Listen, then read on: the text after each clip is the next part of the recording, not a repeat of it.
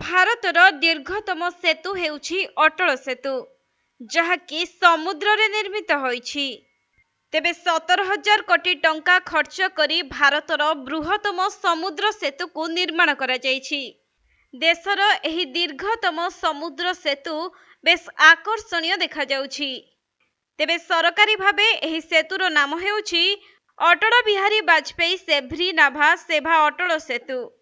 India ଟୁଡେରେ ପ୍ରକାଶିତ ଏକ report ଅନୁଯାୟୀ ଅଟଳ ସେତୁ ନିର୍ମାଣରେ ମୋଟ 17,840 କୋଟି ଟଙ୍କା ଖର୍ଚ୍ଚ ହୋଇଛି। ଏହି ଅଟଳ ସେତୁ ହେଉଛି ଭାରତର ସବୁଠାରୁ ଲମ୍ବା ସେତୁ। ଏହା ବ୍ୟତୀତ ଏହା ଦେଶର ସବୁଠାରୁ ଲମ୍ବା ସମୁଦ୍ର ସେତୁ ଅଟେ। ଅନୁମାନ କରାଯାଉଛି ଯେ ଏହି ବ୍ରିଜ ଦେଇ ପ୍ରତିଦିନ 70,000ରୁ ଅଧିକ ଯାନବାହନ ଯାତାୟାତ କରିବ। ତେବେ ଏକ ସରକାରୀ ବିବୃତ୍ତିରେ କୁହାଯାଇଛି ଯେ ମୁମ୍ବାଇ ଆନ୍ତର୍ଜାତୀୟ ବିମାନ ବନ୍ଦର ଏବଂ ନାଭି ମୁମ୍ବାଇ ଆନ୍ତର୍ଜାତୀୟ ବିମାନ ବନ୍ଦର ମଧ୍ୟରେ ଦୂରତା ହ୍ରାସ କରିବ, ଯାହାକି ମୁମ୍ବାଇରୁ ପୁନେ, ଗୋଆ ଏବଂ ଦକ୍ଷିଣ ଭାରତ ପର୍ଯ୍ୟନ୍ତ ଯାତ୍ରା ସମୟକୁ ଏହା ହ୍ରାସ କରିବ। ଏଥିସହିତ ମୁମ୍ବାଇ ବନ୍ଦର ଏବଂ ଜବାହରଲାଲ ନେହେରୁ ବନ୍ଦର ମଧ୍ୟରେ ସଂଯୋଗକୁ ମଧ୍ୟ ଉନ୍ନତ କରିବ।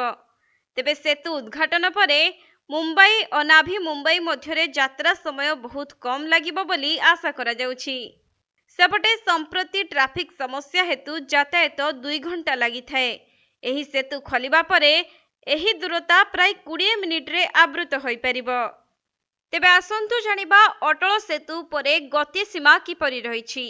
ନ୍ୟୁଜ୍ ଏଜେନ୍ସି ପିଟିଆଇ ଅନୁଯାୟୀ ମୋଟର ସାଇକେଲ, ଅଟୋରିକ୍ସା ଏବଂ ଟ୍ରାକ୍ଟର ଚଳାଚଳ ଉପରେ ପ୍ରତିବନ୍ଧକ ଲଗାଯିବ।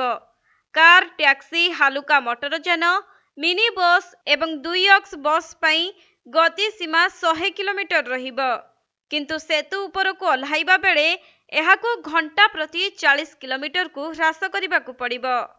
ସେହିପରି ବ୍ରିଜ ପାଇଁ ଟୋଲ୍ ଟ୍ୟାକ୍ସ ମଧ୍ୟ ରହିଛି, ଯାହାକି ଅଟଳ ସେତୁରେ ଚାଲିବା ପାଇଁ 250 ଟଙ୍କା ଟୋଲ୍ ଟ୍ୟାକ୍ସ ଦେବାକୁ ପଡ଼ିବ।